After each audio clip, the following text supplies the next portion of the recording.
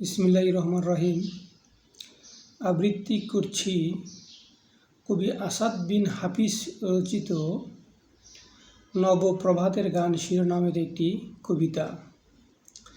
নিশি যায় শোনা যায় দোয়েলের শীষ, আফ্রিকা অরণ্য থেকে দারুচিনি দ্বীপ।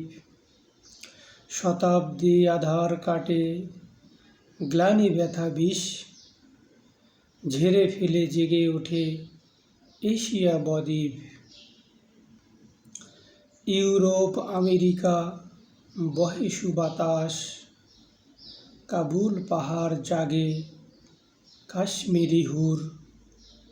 অবাক দু চোখে দেখে ক্ষুণ্ণ আকাশ, নতুন শতাব্দী আনে আলোকিত ভোর।